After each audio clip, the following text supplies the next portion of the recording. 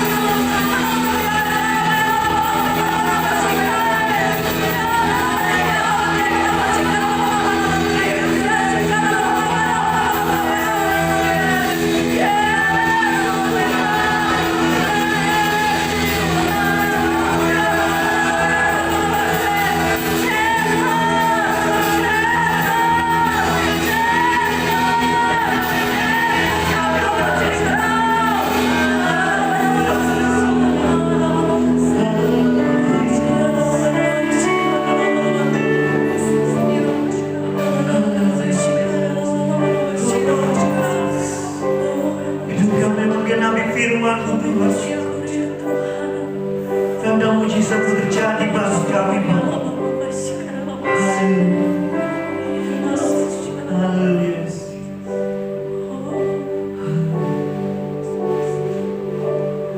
Hidupku menggenapi firman-Mu, Yes.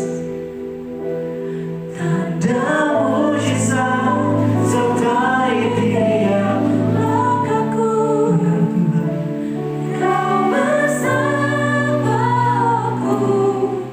di dalamku, jadi bukti kebesaran-Mu.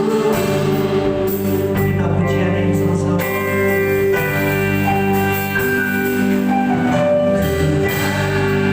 Kau sempurna dalam rencana-Mu dan hayat-Mu.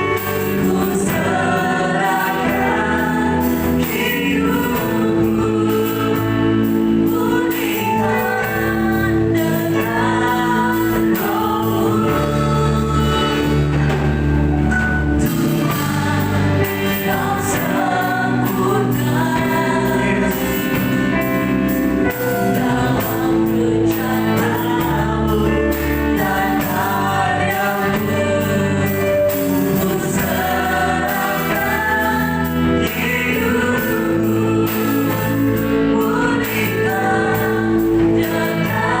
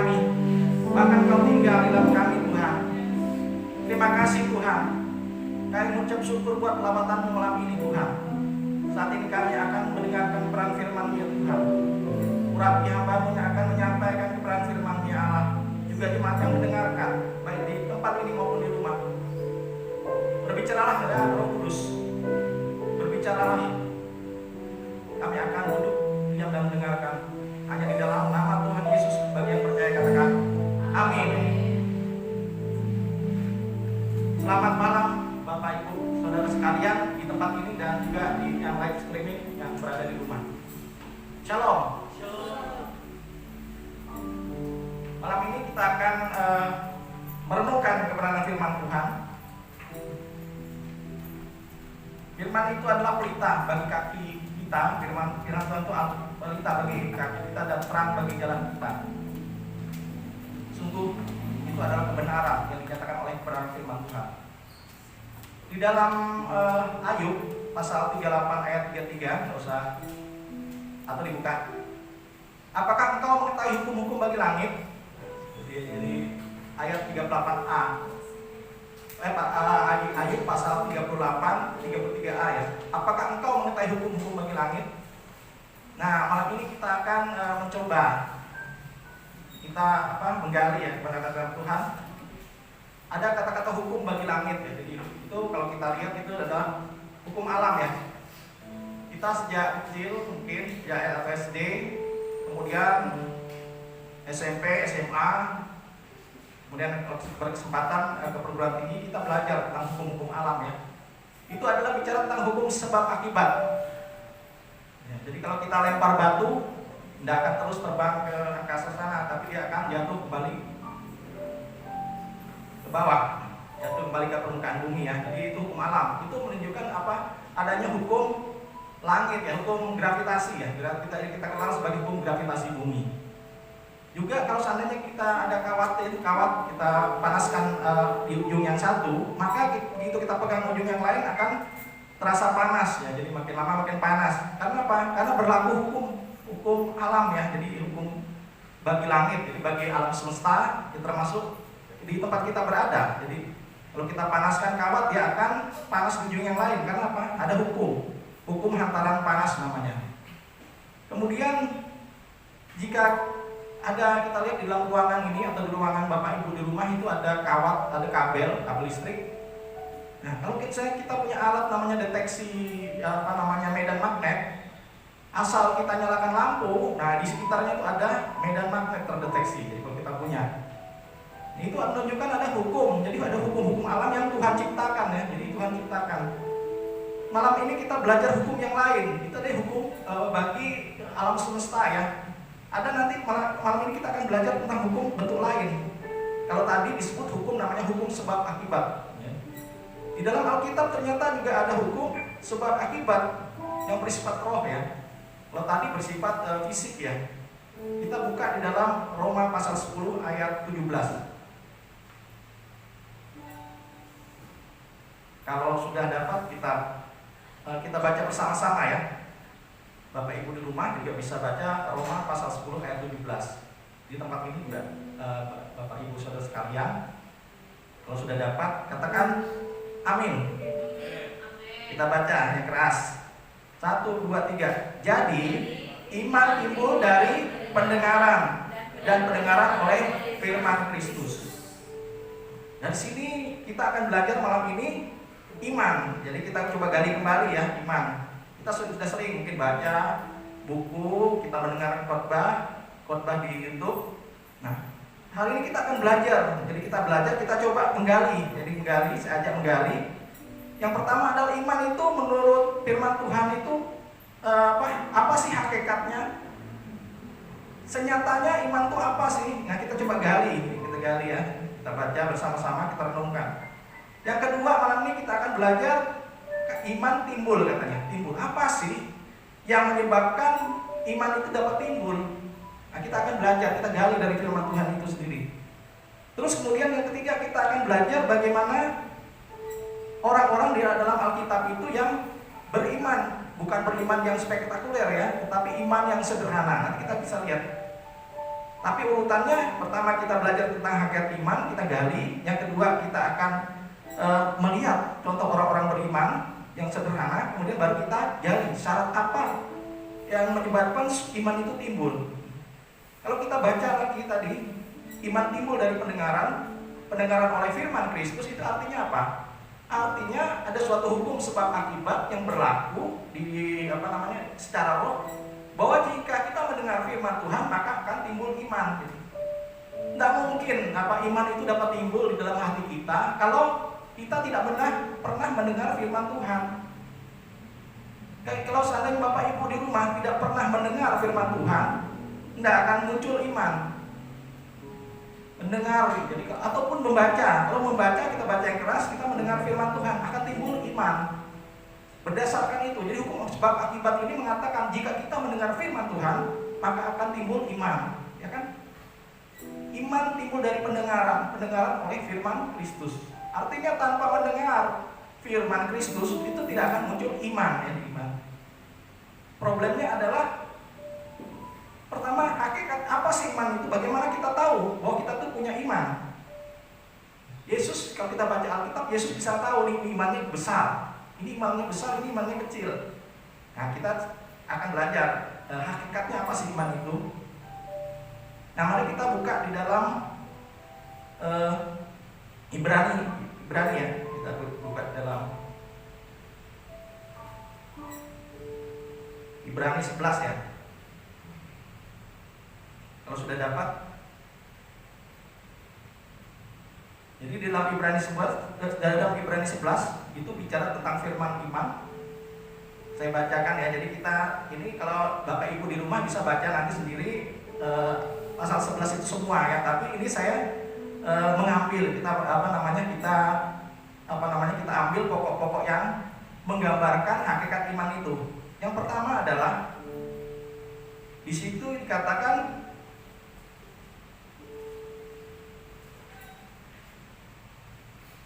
Ibrani 11 pasal 11 ayat 3. Kita baca bersama-sama ya, kalau sudah dapat. Katakan amin. Kita baca. Karena iman 1 2 3. Karena iman kita mengerti, garis bawahi ya, kita itu mengerti bahwa alam semesta telah dijadikan oleh firman Allah. Sehingga apa yang kita lihat telah terjadi dari apa yang tidak dapat kita lihat. Di situ ada kata-kata mengerti. Jadi dari ayat ini kita melihat satu aspek dari hakikat iman, yaitu apa? Iman itu mengandung unsur pengertian. Jadi kalau kita mendengar firman Allah, timbul pengertian kita itu juga menunjukkan adanya iman. Jadi kita percaya bahwa Yesus itu Tuhan. Kita baca dari kita mendengar firman Allah. Tidak semua orang di dunia ini begitu mendengar firman Yesus Tuhan itu akan percaya. Di YouTube kita bisa lihat banyak khotbah-khotbah tentang Yesus itu Tuhan. Tapi setiap orang yang mendengarkannya itu belum tentu akan percaya bahwa Yesus itu Tuhan. Bapak Ibu di rumah juga di tempat ini memeriksa hati. Percaya nggak bahwa Yesus itu Tuhan? Kalau percaya, dikatakan bukan, tapi Bapak Ibu katakan percaya. Artinya apa? Kok bisa ya? Saya itu bisa percaya Yesus Tuhan. Artinya apa? Itu iman, salah satu aspek iman. Jadi ada. Yang kedua, kita bisa baca di dalam Ibrani 11 ayat 6. Kita baca bersama-sama 1 2 3. Tetapi tanpa iman tidak mungkin orang berkenan kepada Allah. Sebab barang siapa berpaling kepada Allah, ia harus percaya, garis bawahi percaya, bahwa Allah ada dan bahwa Allah memberi upah kepada orang yang sungguh-sungguh mencari Dia. Nah, seperti di situ. Dari sini ada kata-kata percaya. Berarti salah satu aspek dari iman itu adalah ada unsur percaya atau yakin ya. Jadi kalau kita mendengarkan firman Tuhan, firman Kristus, pada saat kita di gereja, pada saat kita di rumah mendengarkan radio atau kita melihat televisi, ada firman Kristus, terus kemudian kita timbul percaya, yakin, seperti kita tadi kan mengerti bahwa Yesus Tuhan, tahu kita. Tapi kalau kita kita kemudian timbul percaya, itu artinya ada aspek iman. Jadi ada pengertian, ada aspek percaya. Nah, berikutnya kita ke Ibrani 11 ayat 7. Kita baca bersama-sama lagi. 1 2 3. Karena iman, mana suaranya? 1 2 3. Karena iman, maka Nuh dengan petunjuk Allah tentang sesuatu yang belum kelihatan, dengan taat mempersiapkan, garis bawahi taat mempersiapkan bahtera untuk menyelamatkan keluarganya, dan karena itu ia menghukum dunia dan dia ditentukan untuk menerima kebenaran sesuai dengan imannya. Taat mempersiapkan. Jadi iman itu salah satu aspeknya adalah adanya tindakan ketaatan atau bertindak karena taat. Jadi ada aspek tadi ya. Pertama ada pengertian. Jadi kalau kita dengar firman Kristus itu kalau timbul pengertian kita, kemudian atau kalau kita timbul keyakinan kita, kepercayaan terhadap berita itu, atau karena apa? Karena timbul tindakan kita, tindakan ketaatan. Maka dikatakan itu ada iman. Jadi iman itu sesuatu yang yang jelas ya. Jadi kalau kita lihat dari ayat Ibrani 11 tadi, dari ayat 3, kemudian ayat 6 dan 7 itu dapat kita simpulkan bahwa iman itu adalah pengertian atau keyakinan atau tindakan ketaatan yang timbul akibat mendengarkan firman Tuhan. Nah, gitu. Jadi kita lihat di situ ya, di Ibrani 11 ayat 1. Selama ini kan di dalam Ibrani 11 ayat 1 itu dikatakan iman timbul dari iman adalah dasar dari segala sesuatu yang kita harapkan dan bukti dari segala sesuatu yang kita tidak lihat kan. Itu adalah fungsi iman ya, fungsi iman itu ayat 1. Sedangkan pengertian hakikat dari iman adalah dari ayat 3, 6 dan 7. Jadi iman itu suatu pengertian yang timbul akibat mendengarkan firman Tuhan, atau suatu keyakinan yang timbul akibat mendengarkan firman Tuhan, atau suatu tindakan ketaatan yang timbul akibat mendengarkan firman Tuhan.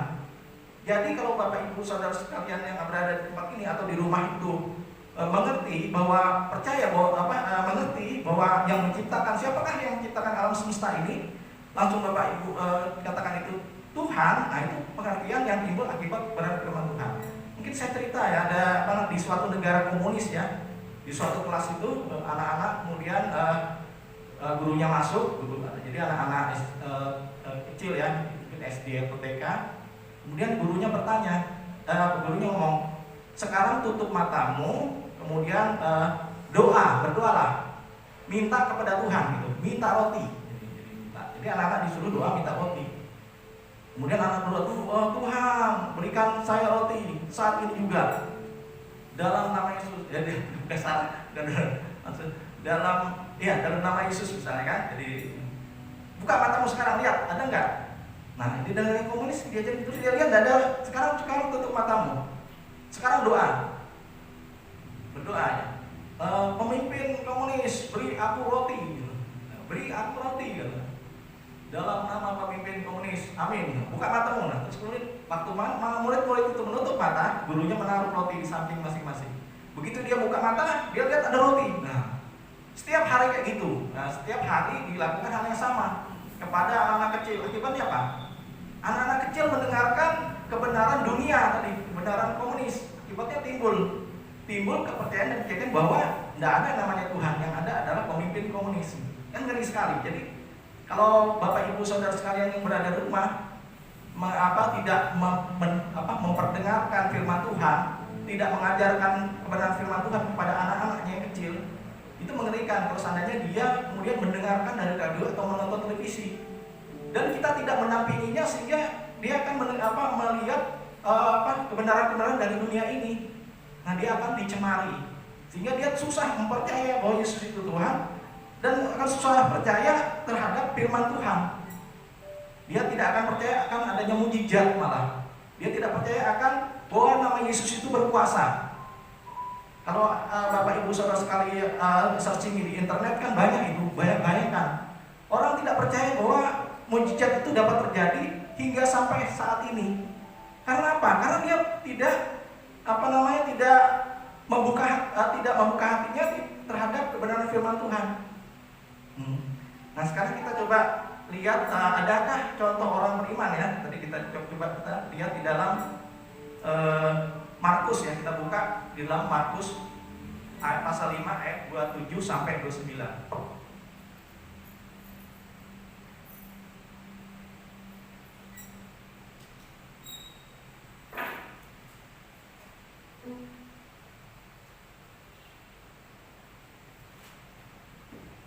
Ya, kalau sudah dapat katakan amin. Kita baca Markus pasal 5 ayat 27 sampai 29. Jadi kita tadi sudah mempelajari hakikat dari iman. Iman itu ada unsur pengertian, ada unsur keyakinan atau kepercayaan, ada unsur tindakan ketaatannya. Nah, sekarang kita coba cermati perempuan yang sakit pendarahan ini sebagai salah satu contoh dari orang yang beriman. Imannya sederhana. Kita lihat. Kita baca bersama-sama 1, 2, 3. Dia sudah mendengar berita tentang Yesus. Maka di tengah-tengah orang banyak itu, ia mendekati Yesus dari belakang dan menjamah jubahnya. Sebab katanya, asal ku jamah saja jubahnya, aku akan sembuh. Seketika itu juga berhentilah pendarahannya dan ia merasa bahwa badannya sudah sembuh dari penyakitnya.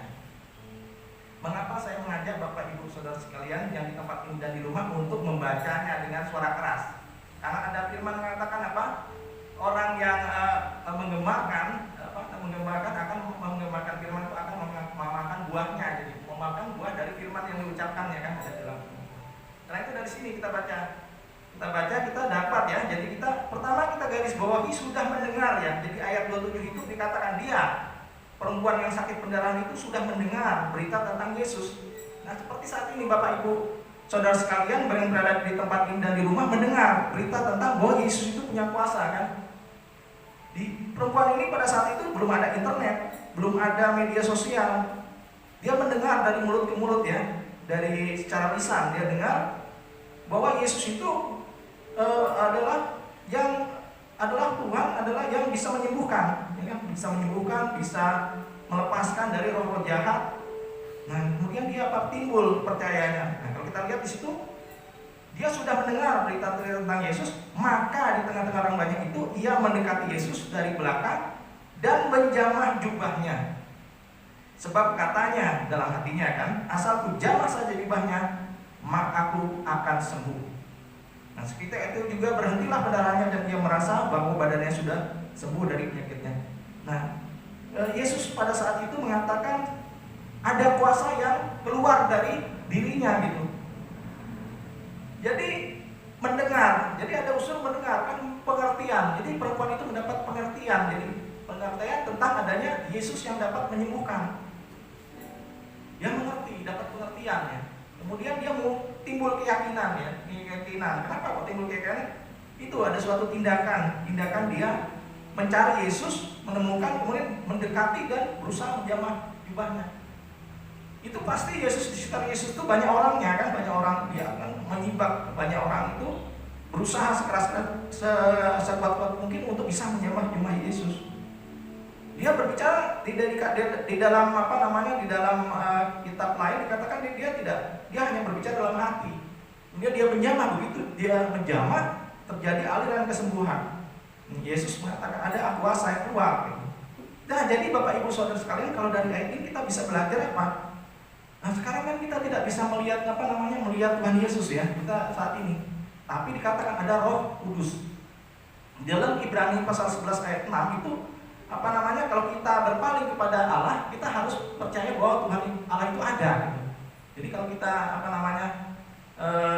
mau bertemu muka, mau mendapatkan kuasa Allah, kita harus berpaling, kita harus menunjukkan hati dan pikiran kita kepada Tuhan dan percaya bahwa pada saat kita berdoa itu Tuhan itu menanggapi dan mau menjawab.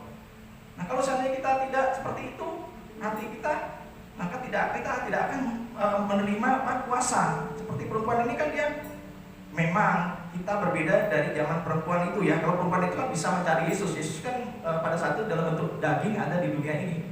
Kita bisa kejar, cari, pegang. Tapi sekarang kan kita tidak bisa lihat ini dalam bentuk roh. Gimana caranya? Dikatakan di dalam Ibrani 11 ayat 6 dikatakan percaya bahwa Allah ada. Jadi kalau kita tidak percaya Allah ada, bagaimana kita bisa menerima kuasanya kan gitu. Jadi kita belajar dari perempuan pendarahan ini untuk apa? Untuk mencari Tuhan. Begitu kita ada masalah, Bapak Ibu Saudara di tempat ini dan di rumah, kalau ada masalah jangan pergi ke tempat yang lain ya. Tetapi segera mencari Tuhan. Kita masuk dalam kamar, kita tutup, kita kunci, terus kita berseru kepada dikatakan nama Yesus adalah nama yang luar biasa. Jadi menara kita adalah nama Tuhan adalah tempat kita bergantung ya, tempat kita berseru dalam nama Tuhan. Kalau pada zaman itu kita berpegang pada jubah Yesus. Kalau sekarang kita berpegang pada apa? Pada nama Yesus ya. Jadi nama Yesus. Jadi kita pegang nama Yesus, kita berseru, kita ucapkan nama Yesus. Dikatakan juga di dalam Ibrani, bila kita berseru kita diselamatkan, bila kita percaya kita dibenarkan kan. Percaya kan adalah bagian dari unsur iman itu tadi. Kita berseru itu adalah suatu tindakan ketaatan kan, suatu tindakan keyakinan juga. Karena itu kita untuk bisa menerima kuasa itu kita harus seperti itu, kita harus punya iman. Kan jelas iman itu bukan sesuatu yang abstrak ya, jadi suatu yang timbul akibat kita mendengar firman Allah. Kita timbul pengertian, timbul keyakinan, timbul ketaatan ya.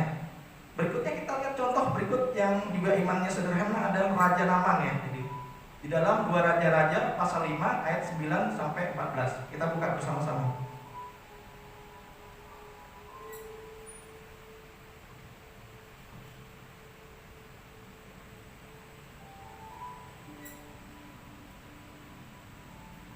Kalau sudah dapat, katakan amin. Kok kurang keras ya? Amin. Amin. Nah, sekarang kita baca ayat 9 2 Raja-Raja pasal 5 ayat 9 sampai 14 ya. 1, 2, 3. Kemudian datanglah Naaman dengan kudanya dan keretanya, lalu berhenti di depan pintu rumah Elisa. Elisa menyuruh seorang suruhan kepadanya, mengatakan, pergilah mandi 7 kali dalam sungai Yordan, maka tubuhmu akan pulih kembali sehingga engkau menjadi tahir. Tetapi pergilah Naaman dengan gusar sambil berkata, aku sangka bahwa setidak-tidaknya dia datang keluar dan berdiri memanggil nama Tuhan Allahnya, lalu menggerak-gerakkan tangannya di atas tempat penyakit itu, dan dengan demikian menyembuhkan penyakit kustaku. Bukankah Abana dan Parpar sungai-sungai Damsyik lebih baik dari segala sungai di Israel? Bukankah aku dapat mandi di sana dan menjadi tahir? Kemudian berpalinglah ia dan pergi dengan panas hati. Tetapi pegawai-pegawainya datang mendekat serta berkata kepadanya, Bapak, seandainya Nabi itu menyuruh perkara yang sukar kepadamu, bukankah Bapak akan melakukannya?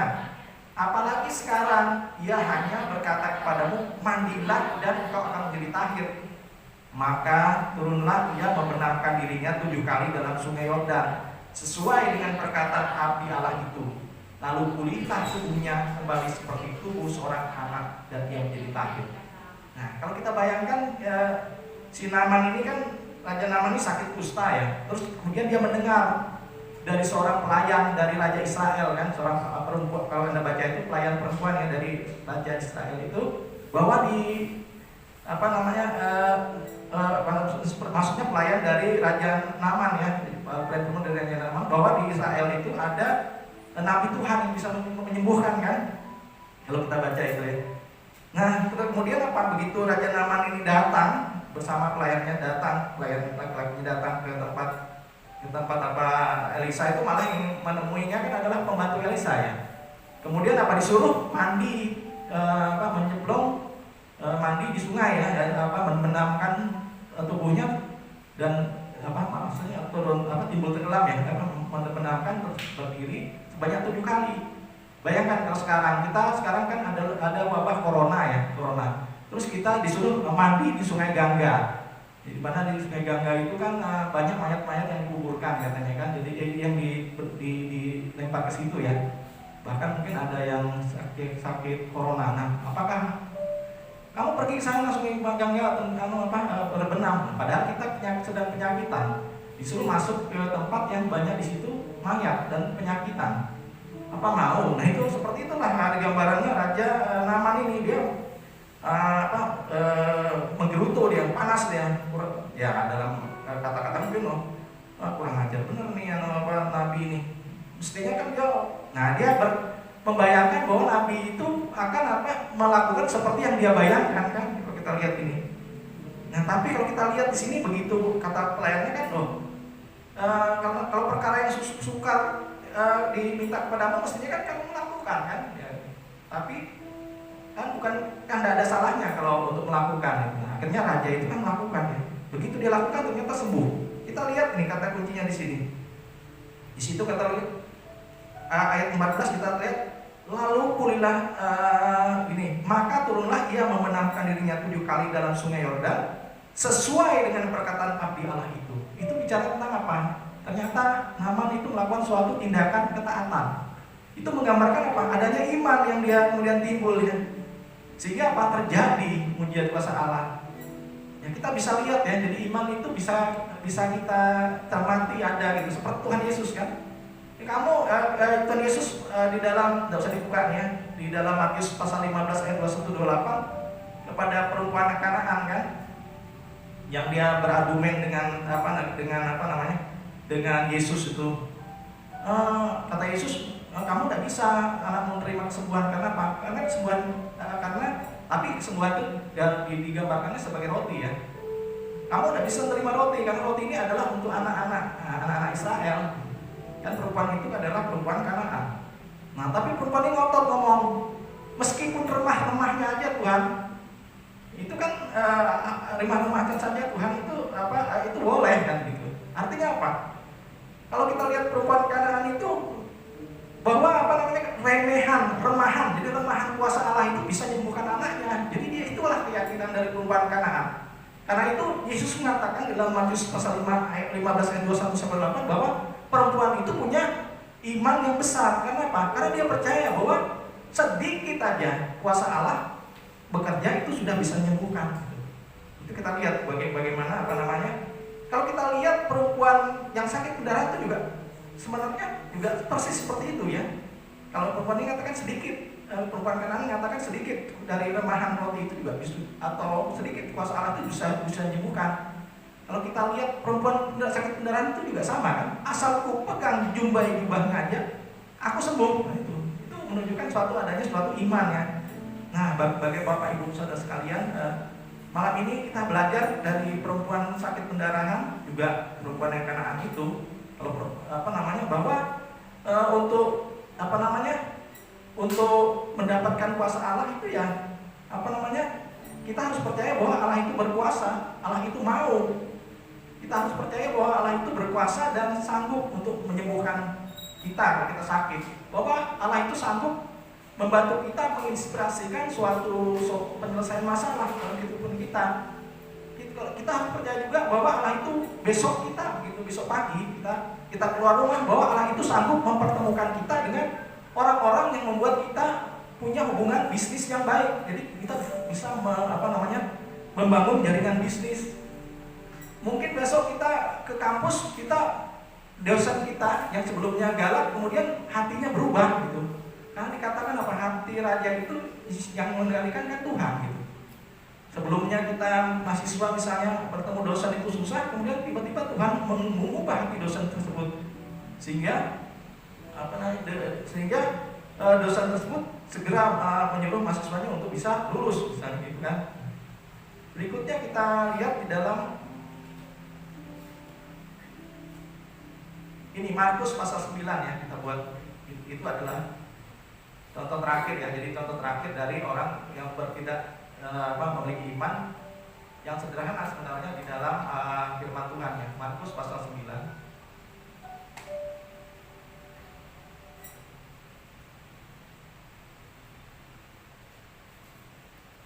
Markus pasal 9 ayat 14 sampai 29. Markus pasal 9 ayat 14.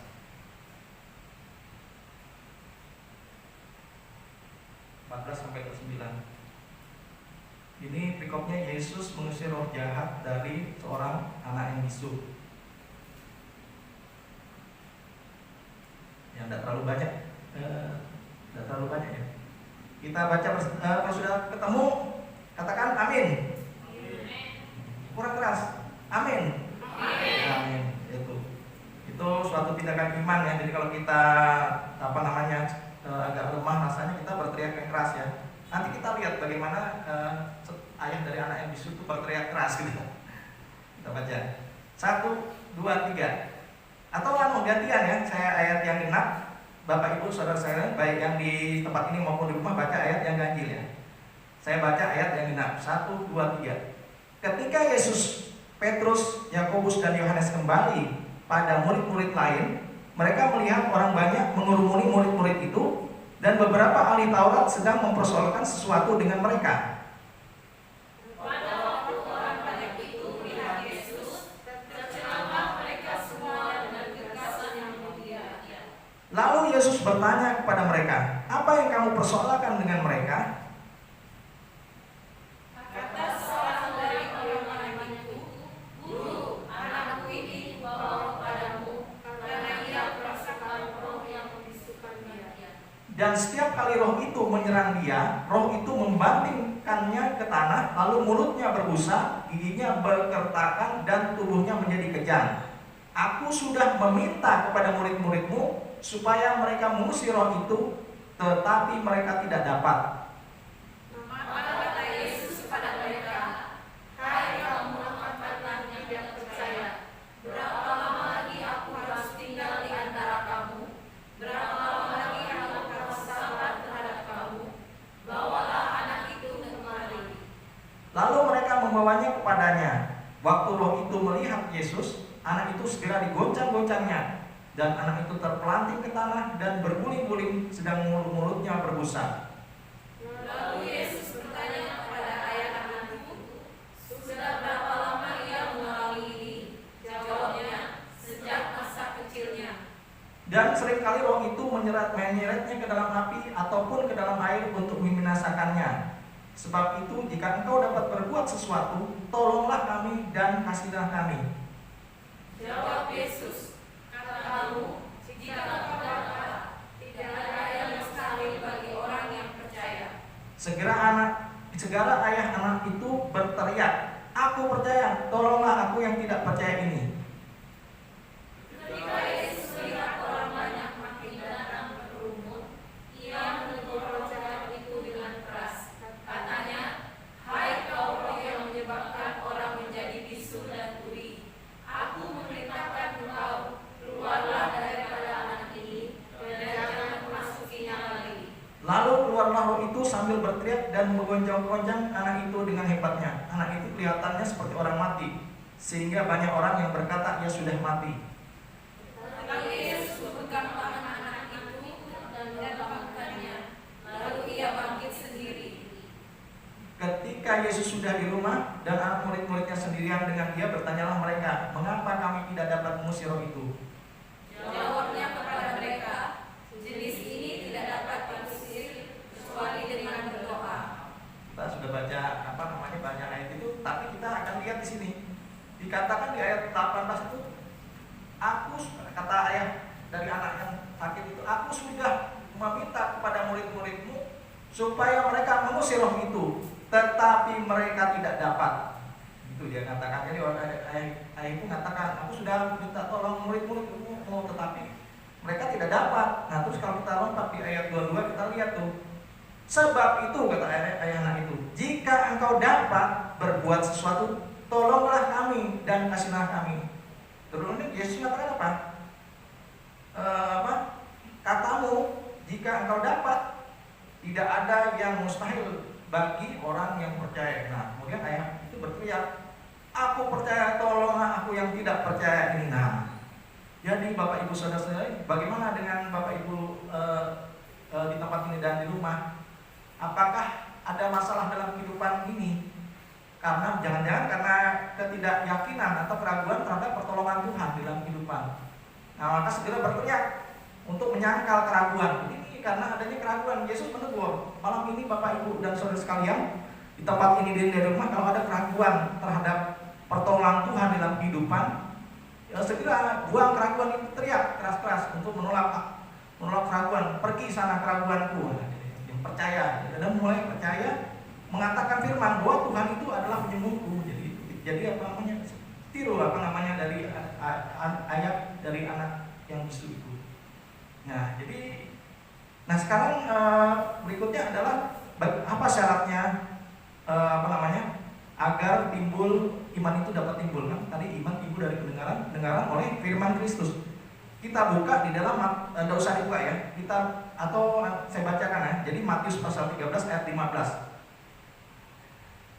Di situ merupakan kutipan ya, dari kutipan Yesus terhadap perjanjian lama, karena Yesus itu ingin bicara tentang apa, hati ya. Hati itu digambarkan sebagai tanah ya, tanah yang apa, yang kering berbatu, tanah yang di pinggir jalan, atau tanah yang subur ya. Nah, dia mengutip dari menginterpretasi dari ayat yang dikutipnya dari perjanjian lama, dan ini tercantum di dalam Matius 13 ayat 15. Dikatakan Yesus, sebab hati bangsa ini telah menebal, dan telinganya berat mendengar, dan matanya melekat tertutup, supaya jangan mereka melihat dengan matanya, dan mendengar dengan telinganya, dan mengerti dengan hatinya, lalu berbalik sehingga aku menyembuhkan mereka. Nah, kalau kita baca dari ayat ini, kita bisa melihat bahwa yang pertama adalah itu Tuhan itu kan bertindak kalau adanya iman, seperti tadi yang sudah jelaskan, iman itu hakikat imannya. Jadi iman itu kalau kita kalau kita tahu iman itu kan muncul dari mendengar oleh firman Kristus. Jadi kita harus mendengarkan firman Kristus, baru akan muncul iman, dan iman itu akan menimbulkan kuasa Allah itu mengalir dalam kehidupan kita untuk membebaskan kita. Nah, jadi kalau kita lihat dari ayat Matius pasal 13 ayat 15 ini ada 3 ya. Jadi ada 3 yang menyebabkan iman itu timbul. Yaitu apa? Hati yang menebal. Itu menggambarkan kalau hati itu menebal seperti tanah yang keras ya. Artinya apa? Hati yang tidak terbuka. Jadi kalau Bapak Ibu Saudara sekalian di tempat ini dan di rumah itu memiliki hati yang tidak terbuka terhadap firman Tuhan, nah itu firman Tuhan itu yang adalah gambarannya sebagai benih itu tidak bisa tertanam dan kemudian berakar di dalam hati Bapak Ibu, sehingga tidak mungkin timbul iman dan tidak mungkin terjadi kelepasan atau kemerdekaan di dalam kehidupan Bapak Ibu. Itu yang pertama ya. Yang kedua adalah selain hati yang terbuka, dikatakan di situ kan di situ dikatakan telinga yang berat mendengar. Nah, untuk dapat firman itu dapat timbul, jadi iman itu dapat timbul di dalam hati Bapak Ibu harus mendengarkan firman dengan penuh minat ya. Jadi kalau kita dengar firman, kita dengar orang baca firman, kita tidak ada minat, tidak penuh minat, tidak mungkin akan timbul iman. Terus juga kita membaca dengan tidak penuh perhatian ya. Jadi kalau kita baca firman, kalau kita tidak ada timbul antusias, kita baca kita tidak bergairah untuk membaca firman, sukar timbulnya namanya iman ya. Jadi iman itu hati kita harus terbuka ya. Jadi itu 3 hal yang merupakan syarat untuk timbulnya iman. Nah, jadi malam ini kita belajar bahwa iman itu adalah hakikatnya, iman itu adalah pengertian, keyakinan, ketaatan yang timbul akibat mendengarkan firman Tuhan. Dan 3 syaratnya adalah menerima firman dengan hati yang terbuka. Yang kedua adalah mendengarkan firman dengan penuh minat, atau membaca firman dengan penuh minat dan perhatian. Demikian firman Tuhan malam ini. Saya undang para pemusik untuk maju ke depan.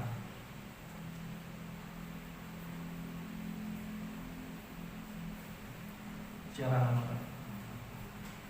Ya Tuhan, terima kasih Tuhan buat kebenaran firman-Mu. Terima kasih Tuhan buat penyikapan tentang iman ya Allah, tentang hakikat iman dari firman-Mu Tuhan. Memang firman-Mu itu adalah pelita bagi kaki kami dan terang bagi jalan kami. Firman itu, kami percaya oleh firman itu kami dapat bertumbuh dari iman kepada iman. Iman kami bertumbuh makin besar ya Tuhan, dalam segala aspek kehidupan kami Tuhan. Terima kasih ya Allah. Terima kasih Tuhan. Bantu Tuhan setiap hamba-Mu mungkin yang ada mendapatkan masalah dalam kehidupannya Tuhan. Mungkin saat ini menghadapi tekanan-tekanan kehidupan, tekanan ekonomi, atau ada yang sakit tidak sembuh-sembuh ya Allah. Mungkin mulai mengalami Tuhan keraguan Tuhan, mulai timbul ketidakyakinan Tuhan. Maka malam ini bantu ya Tuhan dengan kebenaran firman ini untuk sadar bahwa Engkau itu adalah Allah yang luar biasa. Engkau itu adalah Allah yang tidak pernah meninggalkan. Firman itu pun tidak pernah kembali dengan sia-sia. Engkau itu adalah Allah yang dahsyat, Allah yang hidup. Kau katakan bahwa Engkau tidak pernah meninggalkan kami, dan kami percaya bahwa Engkau memang benar, Engkau Allah yang hidup yang tidak pernah meninggalkan kami. Bahkan Kau tinggal dalam hati kami. Kami mengucap syukur Tuhan. Saat ini kami berbeda daripada zaman dahulu kala ya Allah, di mana Allah tinggal, Roh Allah tinggal di dalam suatu bangunan buatan manusia. Tetapi saat ini kami percaya seperti dikatakan firman-Mu bahwa kami adalah bait Allah, di mana Roh Allah tinggal dalam kami.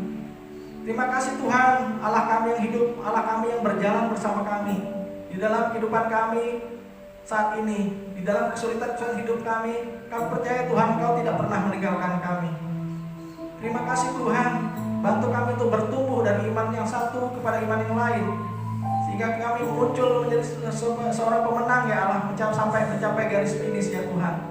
Terima kasih Allah yang dahsyat, Allah yang luar biasa, Allah yang hebat, penolong dalam kehidupan kami.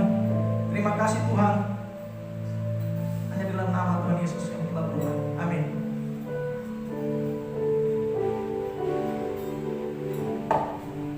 Haleluya. Diberkatilah kita mulai firman Tuhan, serta melakukan firman Tuhan itu dalam kehidupan kita sehari-hari. Yang saat ini kita mendengar pengumuman dari kami. Kita akan ada ibadah hari Kamis seperti jam 19.30 di tempat ini. Jika jemaat Tuhan kami undang ikut hadir dengan mematuhi protokol kesehatan dan bisa menyaksikan secara live streaming. Juga hari Minggu ada ibadah raya jam 10.00. Kami undang juga jemaat Tuhan hadir di tempat ini dengan mematuhi protokol kesehatan. Baik, kita akan mengakhiri pujian ibadah kita. Pujian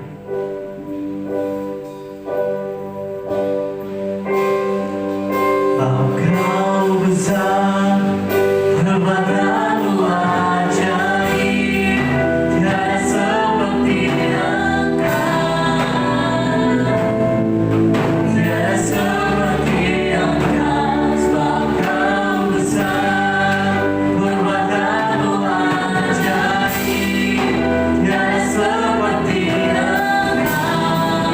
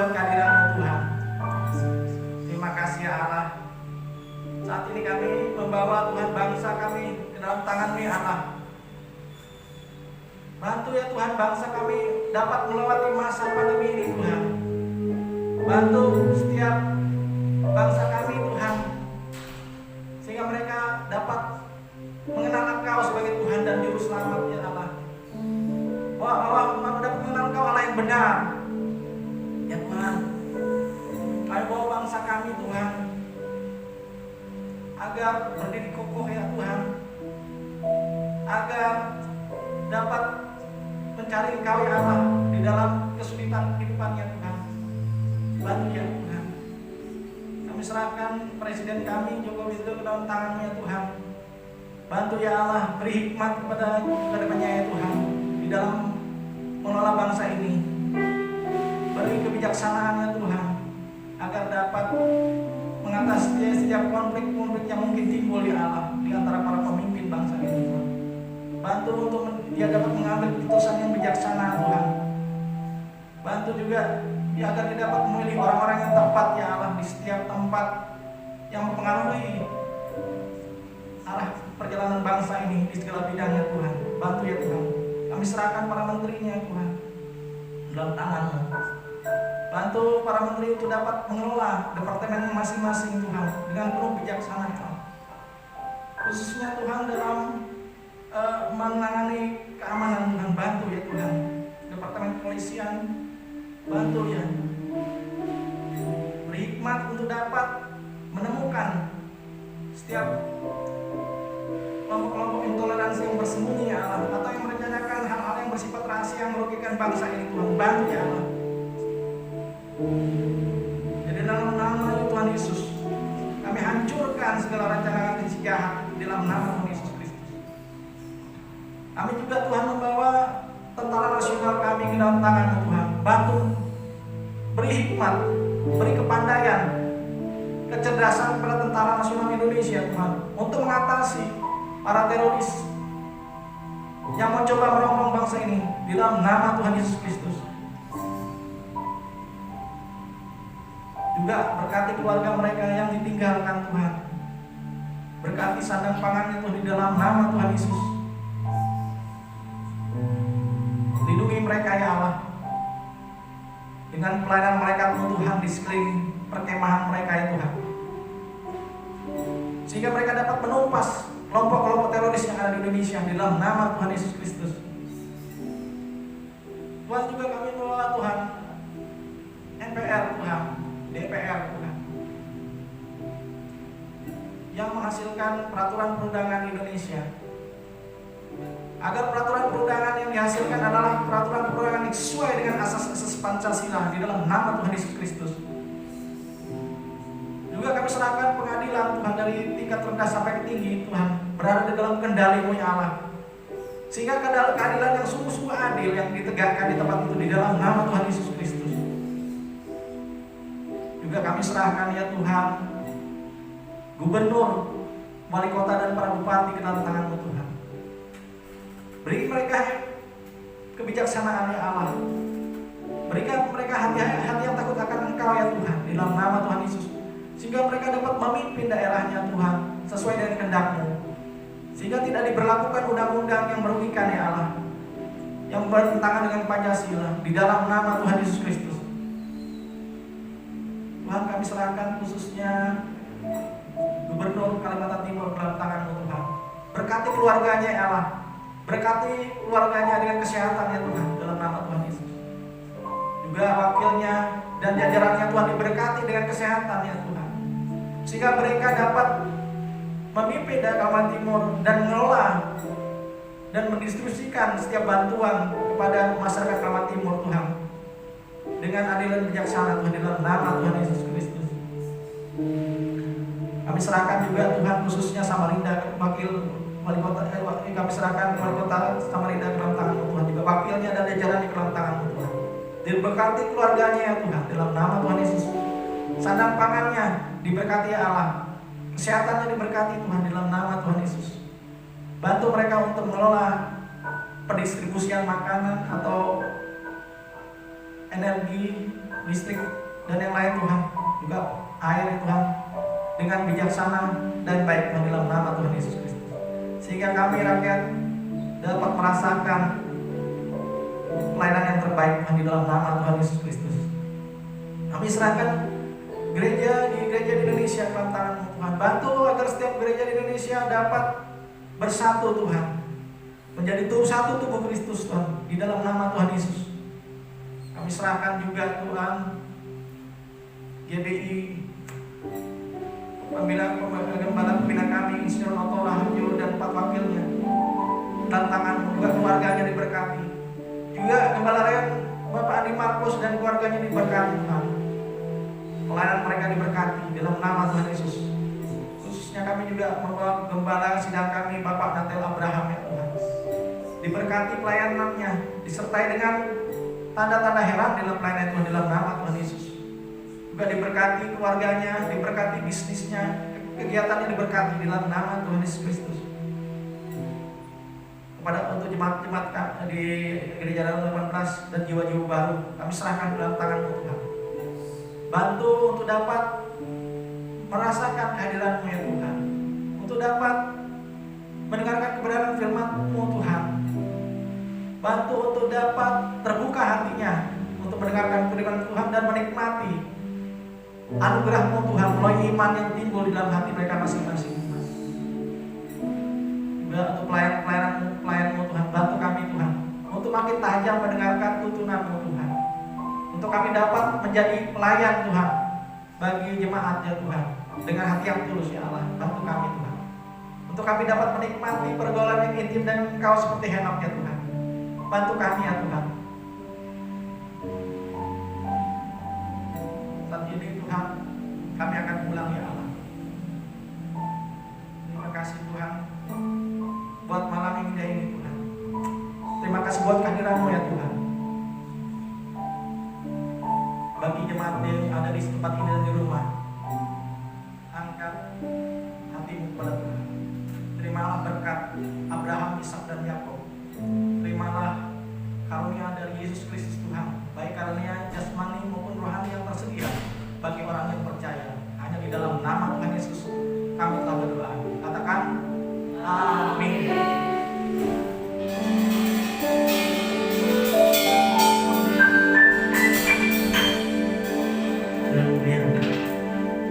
Ibadah kita sudah selesai. Selamat malam. Shalom, Tuhan Yesus memberkati.